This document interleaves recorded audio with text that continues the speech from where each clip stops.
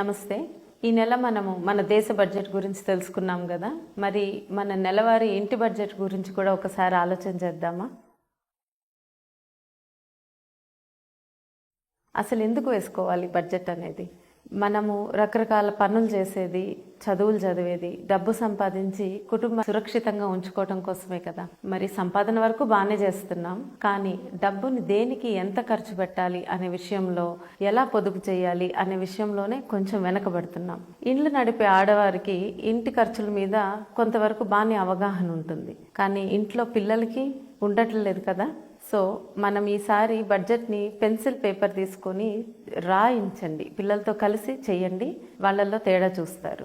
3 ముఖ్య కారణాలు ఇలా చేయాల్సిందని. ఒకటి, ఎంత చిన్న వయసులో మన పిల్లల్ని మనము ఆర్థిక లావాదేవీల్లో భాగస్వాములుగా చేస్తామో వాళ్ళల్లో అంత త్వరగా పెద్దరికం వస్తుంది. అంటే వాళ్ళకి చదువుకోవాలి బాగా అనే ఆలోచన పెరుగుతుంది, తల్లిదండ్రులు ఎంత కష్టపడుతున్నారో అర్థమవుతుంది, అనవసరం ఖర్చులకు కూడా అడగటము తగ్గిస్తారు. దీనికి ఒక చిన్న ఉదాహరణ. చిన్నప్పుడు నాన్న నాకు ఆయన పర్స్లో ఒక చిన్న కార్డు ఉండేది, విజిటింగ్ కార్డు. ఒకసారి నేను స్కూల్లో ఉన్న వయసులోనే నాకు చూపించారు. అమ్మలు, ఇది మన సంవత్సరానికి ఆదాయం, మనకి రావాల్సిన వేరే వ్యక్తుల నుంచి రావాల్సిన ఆదాయం ఇంత, మనం వేరే వాళ్ళకి ఇవ్వాల్సింది ఇంత, ఇది ఎప్పుడు నా పర్సులో ఉంటుంది, నాకేమన్నా అయితే ఇక్కడ అన్నీ ఉంటాయి చూడు అని చెప్పారు. అది చెప్పినప్పుడు ఫస్ట్ అంటే కొంచెం ఇబ్బందిగా అనిపిస్తుంది పేరెంట్స్ గురించి, కానీ నా లోపల మాత్రం నాన్న నన్ను నమ్మి ఇంత పెద్ద విషయం నాతో చెప్పారంటే నా మీద నమ్మకం ఉండబట్టే కదా అనేది మొదట నాకు అప్పుడు అనిపించింది. తెలియకుండానే నాలో ఆ పెద్దరికం వచ్చింది, అంటే నాలో ఒక ఆత్మస్థైర్యం పెరిగింది. సో పిల్లల్ని చిన్నతనం నుంచే ఇలాంటి ఆర్థిక లావాదేవీల్లో ఇన్వాల్వ్ చేయండి. రెండవది, యువత.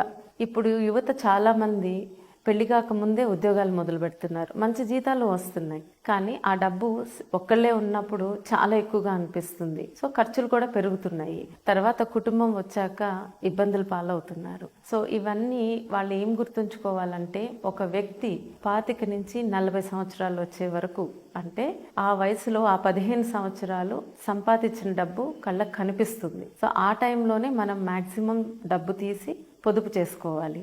40 తర్వాత సంపాదన ఉండదని కాదు, కాకపోతే ఖర్చులు కూడా పెరుగుతాయి. అంటే పిల్లలు 10వ క్లాస్ దాటి లేదా వాళ్ళ కాలేజ్ ఫీజులు కట్టాలి, పెళ్ళిళ్ళు చేయాలి, తల్లిదండ్రుల ఆరోగ్యం ఉంటుంది, ఇలాంటివి వస్తాయి. సో వచ్చినప్పుడు మీరు ఇప్పుడు ఈ 15 సంవత్సరాలు ఎంత బాగా పొదుపు చేస్తే మీరు ఆ తర్వాత 40 తర్వాత మీకు ఇంకో 40 ఏళ్ళ జీవితం ఉంటుంది, అది అంత సాఫీగా సాగుతుంది ఈ పొదుపు చేయటం వల్ల. మూడవది, ఇప్పుడు ట్రాన్సాక్షన్ మొత్తం డిజిటల్ అయిపోయింది, క్రెడిట్ కార్డులు అయిపోయినాయి. ఖర్చు పెడుతున్నప్పుడు చాలా తేలిగ్గా స్వైప్ చేయటము, పంపేయటం చేస్తున్నాం. సో అందుకని ముఖ్యంగా మీరు నెలవారీ కూర్చొని బిల్స్ అన్నీ ఒక పేపర్ మీద రాస్తే కానీ ఇంకా క్లియర్గా అర్థమవుతుంది. ఇది నా రిక్వెస్ట్ ఏంటంటే, ఇది ఇంట్లో మీరు నేను ఒకటి చేశాను, నా పిల్లలతో కూడా రీసెంట్గా చేశాను, అంతకుముందు కూడా ఎప్పుడు డిస్కస్ చేస్తాం మేము. నేను చేసిందే మీతో పంచుకుంటాను, మీకు అది అనువుగా ఉంటే వాడుకోండి, లేదా మీ సొంత తయారు చేసుకోండి. ఇది చేయడానికి మీకు సమయం కేటాయించాలి. ఒక ఆదివారం కుటుంబం మొత్తం కూర్చోండి, పిల్లలతో సహా ఒక అరగంట నుంచి గంట సమయం కేటాయించండి. ఆ గంట ఎందుకు చెప్తున్నానంటే, అది రాయటం మొదలు పెడుతున్నప్పుడు కొంచెం గుండె బరువెక్కుతుంది. ఖర్చులు చూసి ఒకళ్ళనొకళ్ళు అనుకుంటారు ఇది నీ ఖర్చు అని. అయినా కంప్లీట్ చేయండి, అలిగి వెళ్ళిపోవద్దు, కంప్లీట్ చేయండి. ఆ తర్వాత ఎవరికి వాళ్ళకి మనసులో తెలుస్తుంది, నేను ఈ ఖర్చులు తగ్గించుకోవాలి, ఈ చెయ్యాలి అని. సరేనా? సో ఈ ఆదివారం ఈ పని చేయడానికి ట్రై చేయండి. మన నెలవారీ ఖర్చులు ఎలా చూసుకోవాలో ఇప్పుడు ఇక్కడ ఒక డాక్యుమెంట్ చూపిస్తాను మీకు. అంటే ఇది నేను తయారు చేసుకున్నది, అలాగే మీకు ఎవరికైనా ఉపయోగపడుతుంది అనుకుంటే కామెంట్స్లో మీకు లింక్స్ ఉంటాయి, దాని నుంచి చూస్ చేసుకోవచ్చు. ఇది మీరు ఫిల్ చేయడానికి ఖచ్చితంగా 30 నిమిషాల నుంచి గంట సమయం కేటాయించండి. క్రెడిట్ కార్డ్ బిల్స్ కానీ, ఫోన్లో పేమెంట్స్ చేసినవి కానీ అన్ని దగ్గర ఉంచుకోండి. అలాగే పిల్లల్ని ఇన్వాల్వ్ చేయండి. ఇంట్లో ఇంకెవరన్నా ఫ్యామిలీ ఉంటే అందరూ కలిసి కూర్చొని చేయండి. చేస్తున్నప్పుడు మీకు ఫస్ట్ కొంచెం ఇబ్బందిగా అనిపిస్తుంది, ఖర్చులు చూస్తుంటే గుండె జారినట్టు అనిపిస్తుంది, కానీ తప్పదు, కంప్లీట్ చేయండి. ఇది చేసినప్పుడే పిల్లలకు కూడా అర్థమవుతుంది, అంటే తల్లిదండ్రులు ఎంత కష్టపడితే ఈ ఇల్లు నడుస్తుంది, వాళ్ళ అవసరాలని ఎలా తీరుస్తున్నారు అనేది వాళ్ళకు కూడా అర్థమవుతుంది. సో ముందు నేను దీన్ని ఎలా చేశానంటే, మీకు ఖచ్చితమైన ఖర్చులు అంటే ఇవి ఫిక్స్డ్ ఎక్స్పెన్సెస్. ఇల్లు నడవటానికి ఇది కంపల్సరీ ఉండాలి. అంటే మనకు ఒక ఇల్లు ఉండాలి, ఫుడ్ ఉండాలి, స్కూల్ పిల్లలకు ఉండాలి, అలాంటివి ఖచ్చితమైన ఖర్చులు అన్నమాట ఇటువైపు మొత్తం. అలాగే ఇటువైపు ఈ రెడ్ కలర్లో ఉన్నాయి మార్చుకోగల ఖర్చులు అంటే వేరియబుల్ ఎక్స్పెన్సెస్. అంటే దీనిలో మొబైల్స్, ఎన్ని మొబైల్స్, డేటాకి ఎంత ఖర్చు పెడుతున్నారు, టీవీలు, నెట్వర్క్లు, ఇంట్లో ఇస్త్రీలు కానీ అదనపు కోచింగ్ అని, బొమ్మలని, ఇట్లాంటివన్నీ ఈ కేటగిరీలో వస్తున్నాయి. ఇవి ఎందుకు నేను రెండుగా చేశానంటే ఈ ఖచ్చితమైన ఖర్చుల్లో మీరు ఎక్కువ మార్చలేరు, ఏమి మార్చలేరు, అవి కావాలి, దాన్ని ఇల్లు నడవడానికి ఖచ్చితంగా కావాలి. అదే ఈ వేరియబుల్ అంటే మార్చుకోగల ఖర్చుల్లో కొంచెం తగ్గించుకోవచ్చు. ఇక్కడే మనకు అన్ని కళ్ళ కట్టినట్టు కనిపిస్తాయి అన్నమాట. సో మీకు ఒక ఎగ్జాంపుల్ చూపిస్తాను. ఇప్పుడు ఇల్లు అంటే ఇల్లు నడవడానికి దీనిలో ఖచ్చితంగా కావాల్సింది ఏంటి? అద్దె, ఇల్లు ఉన్న కొన్నాళ్ళకైతే ఆ ఈఎంఐస్, కమ్యూనిటీ ఫీజు అలాంటివి, కరెంటు, గ్యాస్, నీరు, తర్వాత ఇంకేదన్నా రెంట్స్ ఉంటే మీరు, సో అవన్నీ ఇక్కడ ఫిల్ చేయండి. అలాగే మార్చుకోగల ఖర్చుల్లో మొబైల్ ఫోను, ఇంటర్నెట్, టీవీ. ఇప్పుడు చూడండి రవాణా అంటే వర్క్కి వెళ్ళాలి కదా, సో వాహనం లోను, రవాణా ఖర్చు, వాహనానికి సర్వీసింగ్ చేసేవి. అలాగే మార్చుకోగలిగే దానిలో పెట్రోల్ ఖర్చులు అంటే మీరు కలిసి ఎవరితో అన్నా వెళ్ళడం కానీ, లేకపోతే పెట్రోల్ ఎక్కువ అవుతే బస్ తీసుకోవడం కానీ అట్లాంటివి. అలాగే ఆహార ఖర్చులు, ఇంటికి హెల్ప్ అంటే పని మనిషికి, చాకలికి, వాళ్ళకి ఇచ్చేవి, పిల్లల ఖర్చులు, స్కూల్ ఫీజులు, వైద్యం, వ్యక్తిగతం, వినోదపు ఖర్చు, తర్వాత బీమా, పన్నులు, రుణాలు, ఇలాంటివన్నీ ఇక్కడ రాసి ఉంచాను. సో ఇది దయచేసి నింపండి.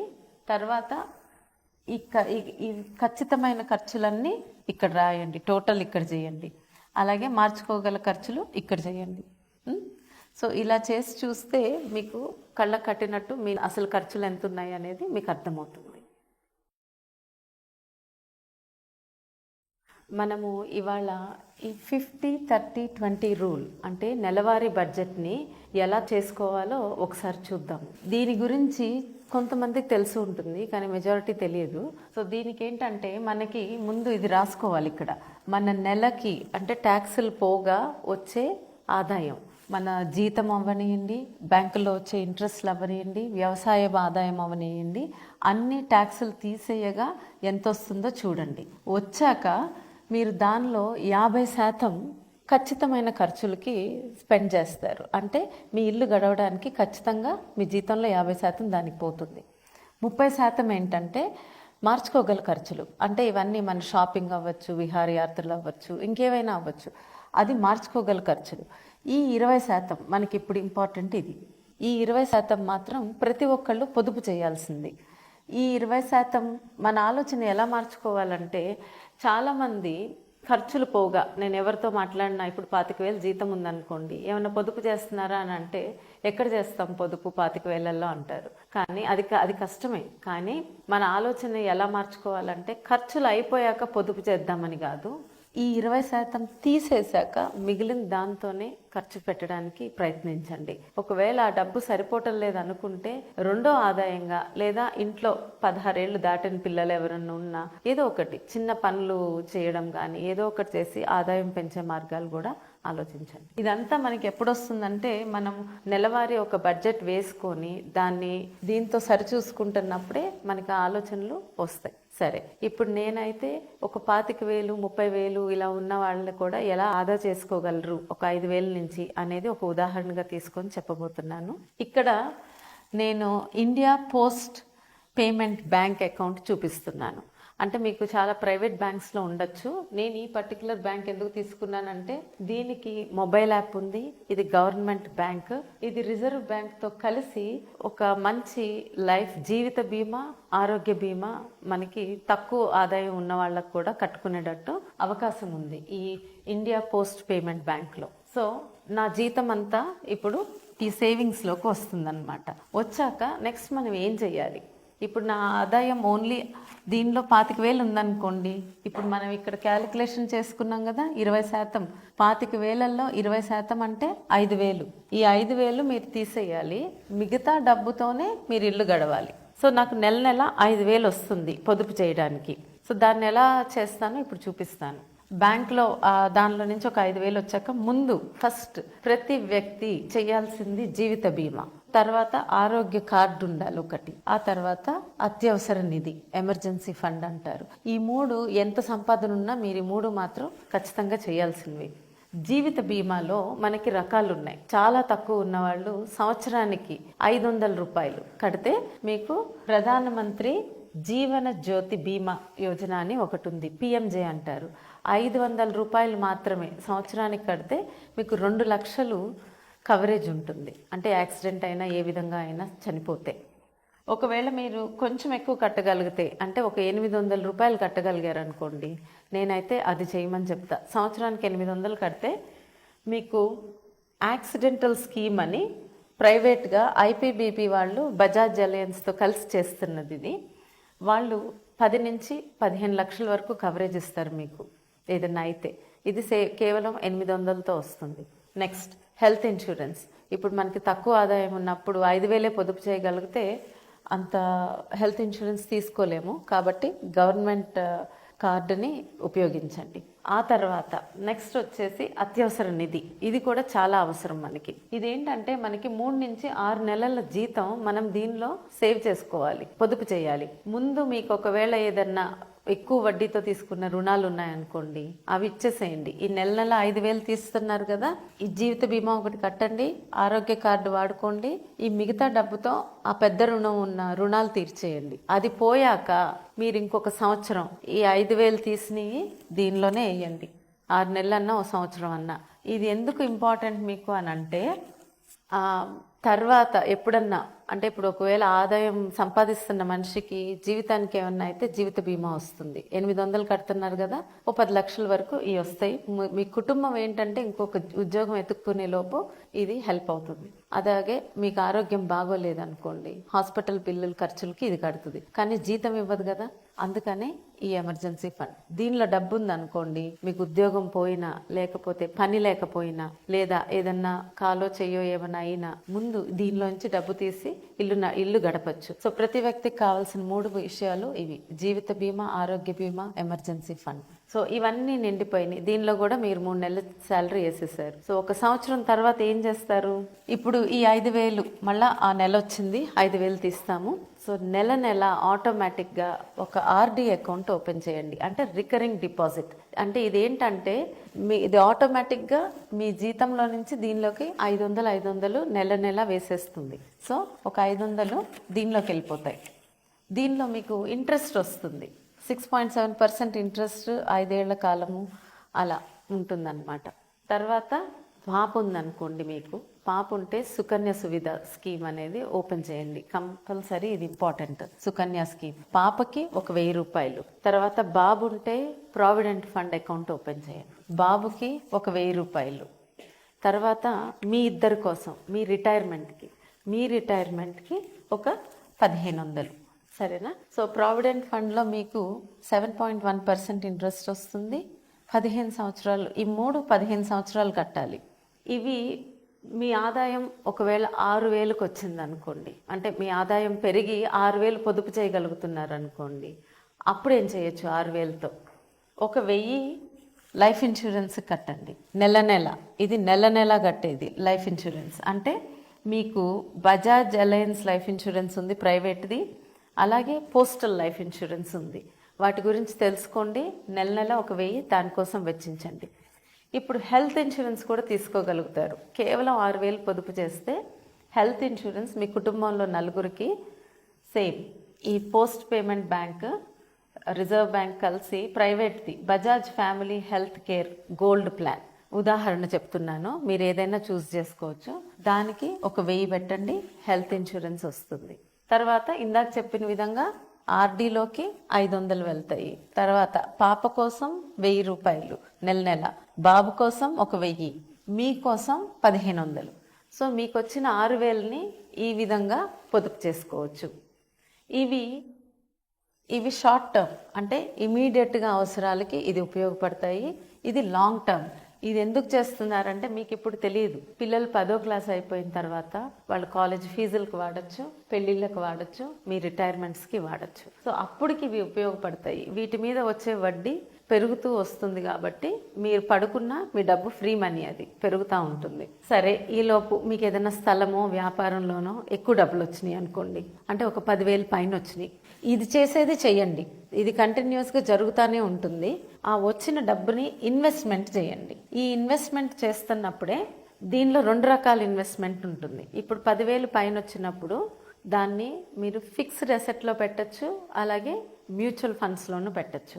సో ఫిక్స్డ్ అసెట్స్ అని అంటే monthly income scheme, fixed deposit అంటే టీడీ, తర్వాత national savings certificates, senior citizen certificates, gold bonds, ఇలా రకరకాలు ఉన్నాయి చేయగలిగేది. నేను వీటిలో కొన్ని మీకు ఉదాహరణ చెప్పాను.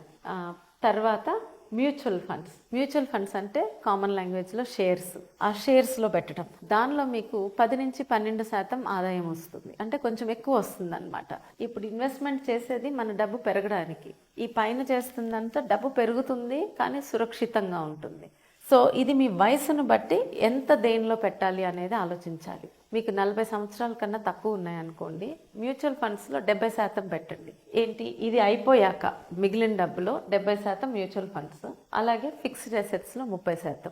సుమారుగా ఒక 50 దగ్గర పడ్డారనుకోండి, 40 నుంచి 60 మధ్యలో ఉంటే రెండిట్లో సమానంగా పెట్టండి. తర్వాత 60 తర్వాత మ్యూచువల్ ఫండ్స్లో 30% మాత్రమే, ఫిక్స్డ్ అసెట్స్లో 70%. ఎందుకంటే అప్పుడు మీరు రిస్క్ తీసుకోకూడదు, సేఫ్గా ఉండాలి. సో ఈ విధంగా మీరు ఇది తెలుసుకొని సేవ్ చేసుకుంటే మీకు చాలా వరకు 40 తర్వాత 60 రిటైర్మెంట్స్లో చాలా సాఫీగా సాగుతుంది మీ జీవితం. నా ఒక రిక్వెస్ట్ ఏంటంటే, ఇది మనకి ఎక్కడ స్కూల్స్లో కానీ కాలేజెస్లో కానీ శాస్త్రీయంగా నేర్పట్లేదు. సో ఇది ఎవరైనా టీచర్స్ చూస్తుంటే, ఎస్పెషల్లీ గవర్నమెంట్ స్కూల్ టీచర్స్ కానీ, నేను ఇలా సింపుల్గా చేసింది కూడా అందుకే. పిల్లలకి ఇది ఒక హోంవర్క్ లాగా ఇవ్వండి, ఒక ప్రాజెక్ట్ లాగా ఇవ్వండి.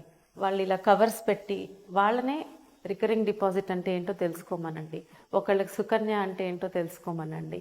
ఇవి తెలుసుకొని క్లాస్లో వాటిని ప్రజెంటేషన్స్ ఇవ్వమని ఎంకరేజ్ చేయండి. అలాగే యువత ఉన్నారనుకోండి, మీరు తెలుసుకుంటే మీ కింద పనిచేసే వాళ్ళకి నేర్పించండి.